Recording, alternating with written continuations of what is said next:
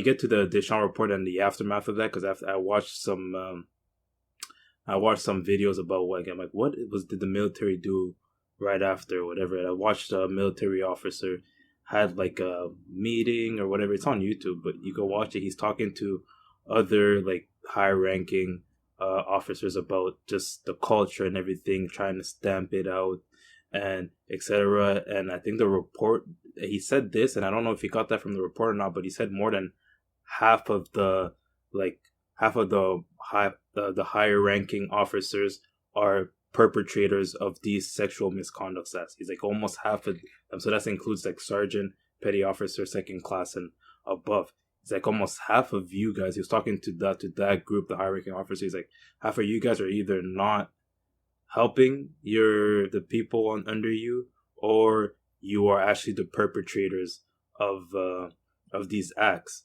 So if you think about it, if it's almost half of the high ranking officers that are perpetrating this, I don't know how you can fix the issue if the the the mechanism through which the people that get assaulted and abused have to go through is through those officers, because it's through a chain of command that they could report these things. And that is what was a big problem that Deschamps highlighted. She's like, there needs to be an independent a report center. It doesn't really make sense to have that person that was abused or assaulted go through her chain of command if her chain of command was part of the abuse, right? It doesn't really make sense. And she recommended that in 2015.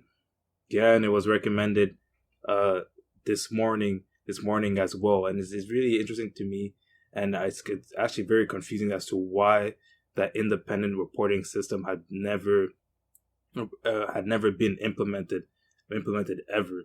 Like, you can just tell that after the Deschamps report, there was a whole lot of acknowledgement about the issue. Oh, this, that, this is bad or whatever. Like, just a lot of acknowledgement, but nothing was really done to fix the problem. Like, it's like kind of like just watching the interviews of like many of the survivors about this. You can tell that the military likes to give the appearance that they're fixing the issue, but it could not be further from the truth. Like, nothing's getting fixed. It appears to be getting fixed, but it's not getting fixed at all.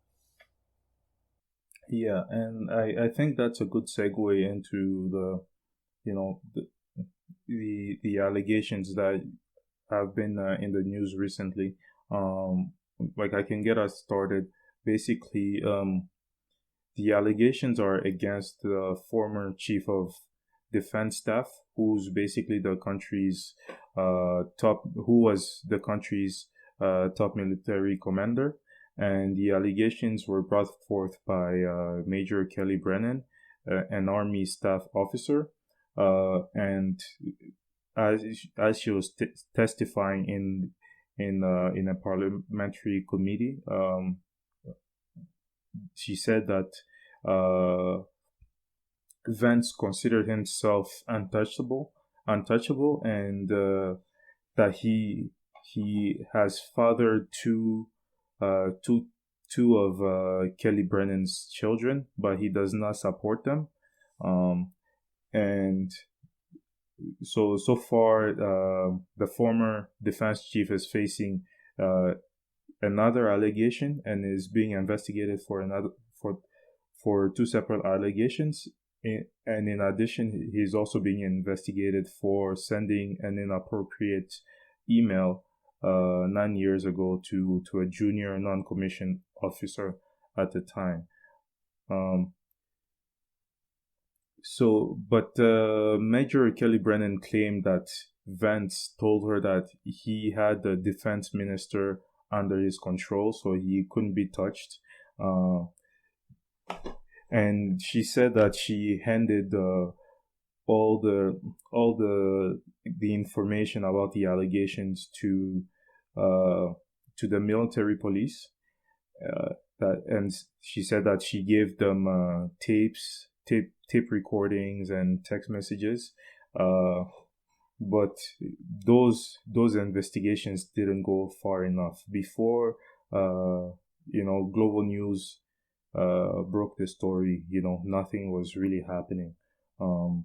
And And since those since those these allegations have come out, uh, you know, then the former defense chief Vance has contacted Kellie Brennan to, but well, Kellie Brennan has said that he has contacted her to intimidate her into silence, and he has told her to lie to investigators.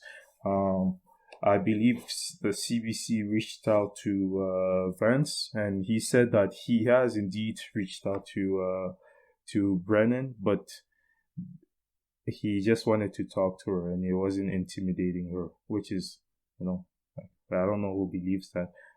What's interesting about him is that he was the after the Deschamps report, he's the one that was a talking head about we're gonna weed this out of the military, the sexual misconduct or whatever. He was the guy. He was the leader of leading this movement, especially Operations Honor, trying to weed this culture out of the military.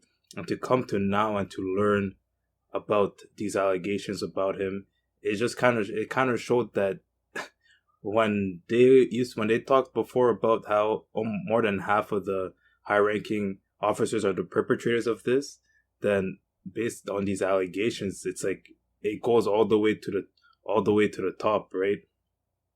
And like it just because Vance,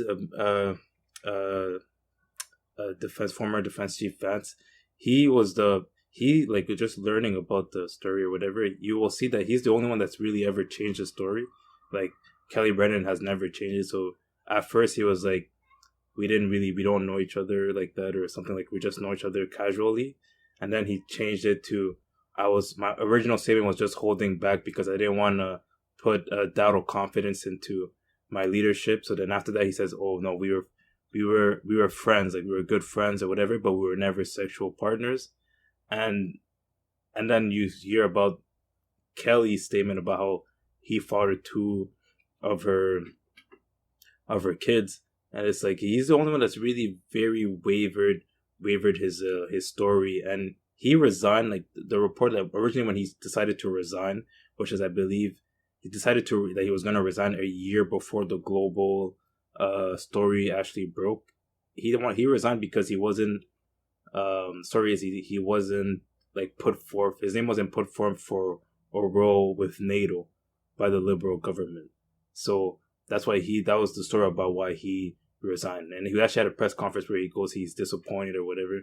And then you go a year later, then this story comes out from Global. And I don't know if you know this as well, his predecessor was relieved of his duty due to sexual misconduct. Vance, now these allegations come against him. Vance's replacement also resigned because of sexual misconduct. Like this is a chain of command. Yeah, like as you said, it runs deep, right? Like the predecessor stepped down because of sexual misconduct. He himself has allegations against him that came out 2 weeks after he retired. His replacement also has been sidelined because of sexual misconduct allegations. You know, like it's crazy, man.